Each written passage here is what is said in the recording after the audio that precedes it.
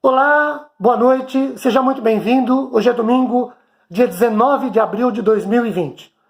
Nós estamos transmitindo aqui da Igreja Presbiteriana Filadélfia de Araraquara, mais um momento onde podemos compartilhar a palavra do Senhor.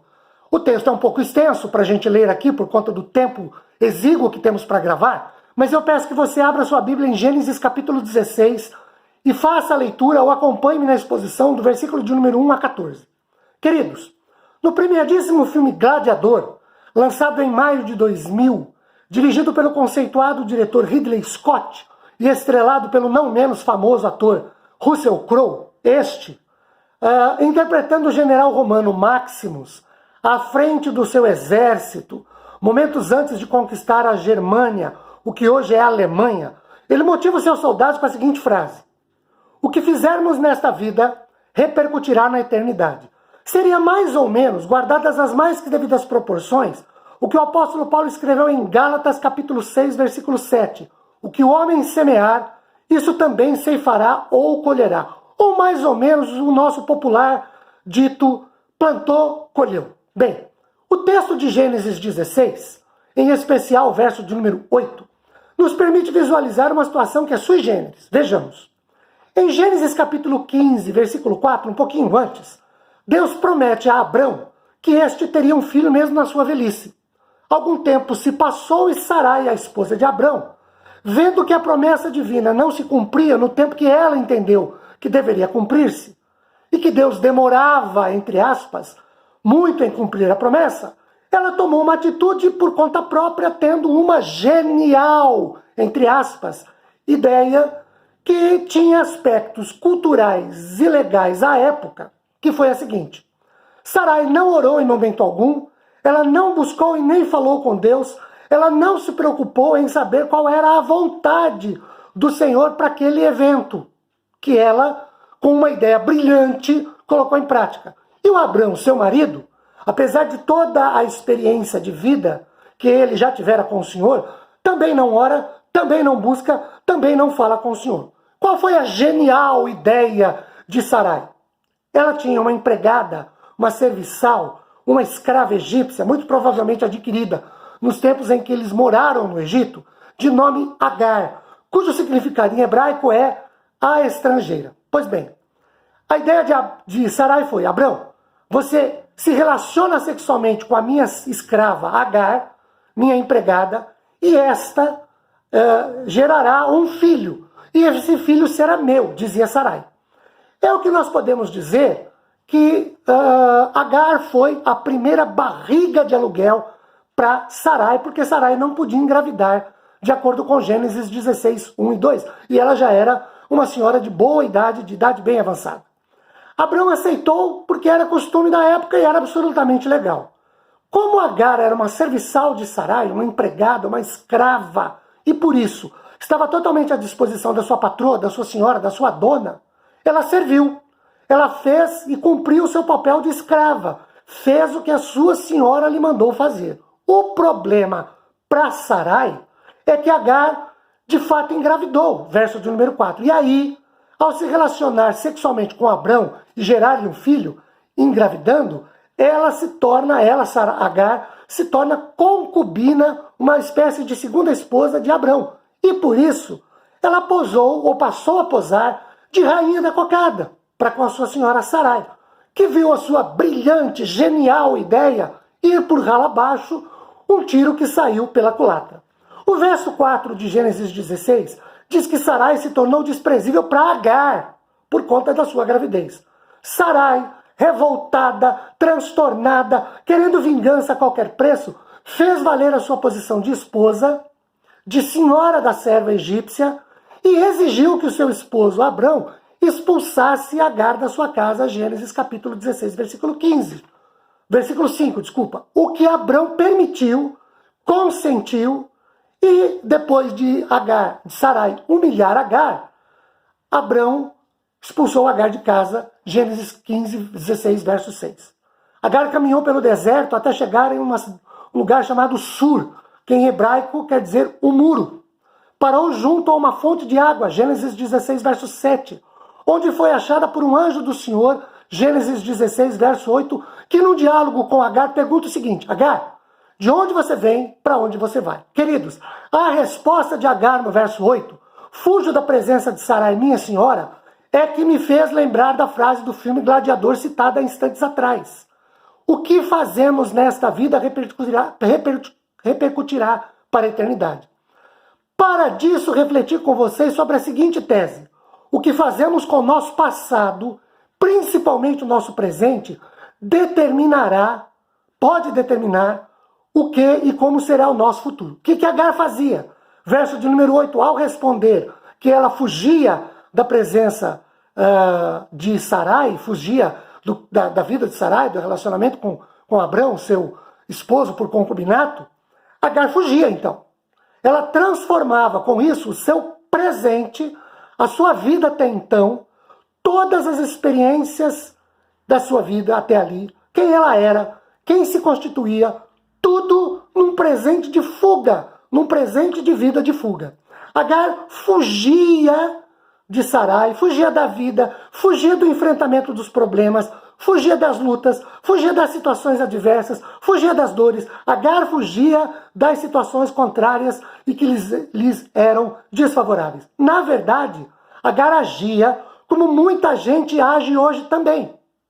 Pensa que foge, pensa que se desvencilha do problema, mas Agar se enganava como as pessoas se enganam hoje. Queridos, de fato e em verdade, não há, em hipótese alguma, como fugir de um problema.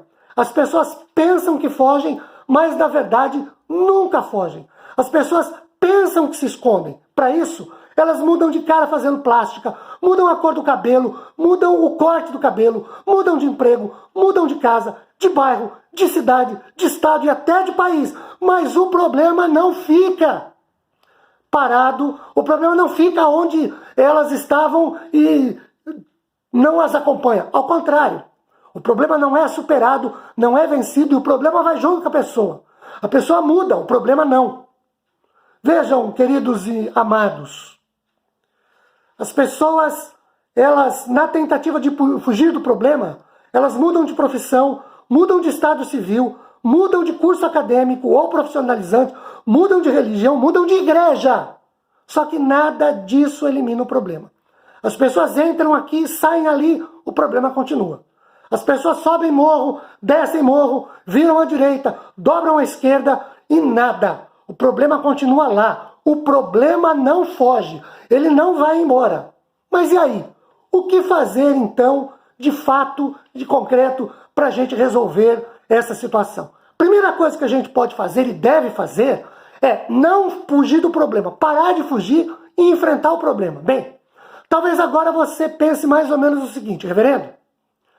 O isolamento social sobre o qual nós nos submetemos desde o dia 23 de março, lhe tem feito mal. O senhor pirou na maionese e escorregou na batatinha ao afirmar isso. Tá bom que eu vou enfrentar o problema que me fez correr, que me fez fugir, que me fez esconder. Corri até agora. Evitei o quanto pude.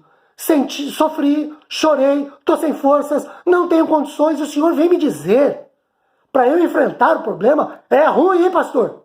O senhor fala disso, fala isso, porque não é o senhor que enfrenta o problema. Falar é fácil, pregar é mais ainda. Agora vem o senhor e faz o mesmo. Vem o senhor enfrentar o problema. Queridos, eu entendo, acreditem, eu entendo tudo isso. Eu entendo mesmo. Mas olhe o que Gênesis 16, 19 fala. E quem fala aí é o anjo, não sou eu. O anjo do Senhor diz para Agar, volta para a tua senhora. Seria mais ou menos, em outras palavras, no nosso contexto de hoje, dizer, para de correr, para de fugir, enfrente o seu problema. Só para lembrar, Agar foge de Sarai e vai para o deserto. Queridos, deserto é lugar seco, quente, isolado, lugar de solidão. Toda fuga leva a um deserto na vida, a um lugar de privações, a um lugar de solidão, a um lugar de isolamento.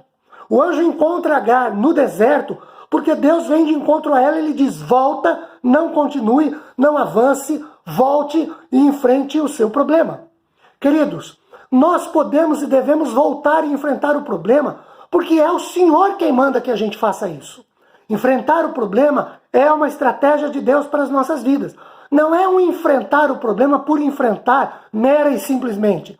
É um voltar e enfrentar o problema porque Deus mandou. Porque é a vontade de Deus para nós. À luz de Gênesis 16:9, nós podemos visualizar que Deus não nos manda voltar e enfrentar o nosso problema, não nos deixa só. Nós já estamos no deserto. Nós já nos sentimos no deserto desta vida, isolados, fugindo, cansados, sem recursos, sem forças. Mas à luz de Gênesis 16:9, Deus nos manda voltar, enfrentar o problema e nos faz a promessa riquíssima no versículo 11 de renovar as nossas forças, de socorrer-nos, de acudir-nos nos momentos de aflição. Em segundo lugar, para enfrentar o problema, eu preciso me humilhar. Olhem de novo o verso 9.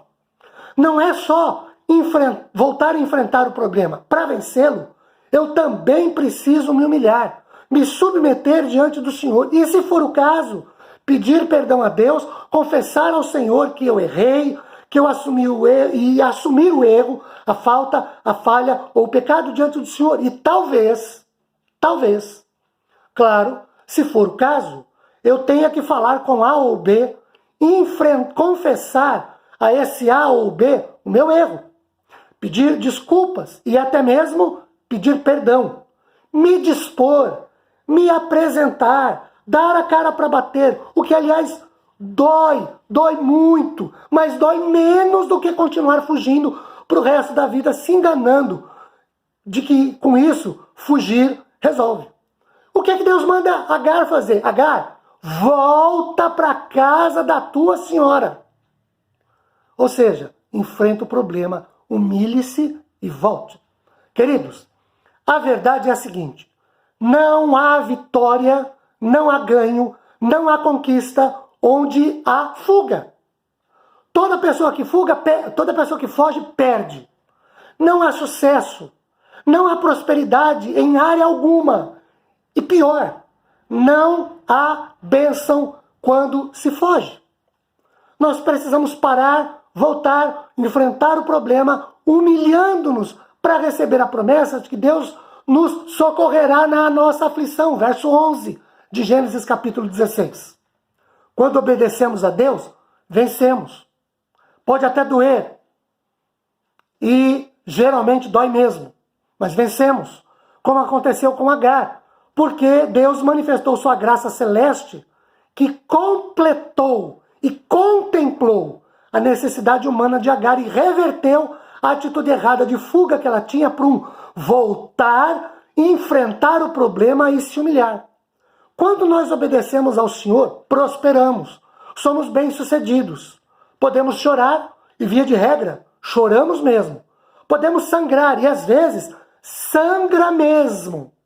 Pode quebrar, e às vezes, quebra mesmo. Mas, quando nós obedecemos a palavra de Deus, quando nós voltamos, porque Deus nos manda voltar, quando nós nos humilhamos, Deus é o Deus de toda restauração. E Ele restaura aquilo que quebrou. Ele cura aquilo que feriu. Queridos, paremos de fugir. Voltemos. Enfrentemos o problema. Nos humilhemos. Deus socorrerá. Ele vai acudir às nossas necessidades. Eu espero que Deus te abençoe de maneira muito especial. Ele dê a paz que você tanto precisa. Console o seu coração, conforte a sua vida. Espero que você tenha uma boa semana. Convido para que na próxima terça-feira voltemos a nos ver e nos falar aqui com a graça e a bênção do Senhor. Fique com Deus, fique com o Senhor. Deus te abençoe. A paz. Boa noite. Amém.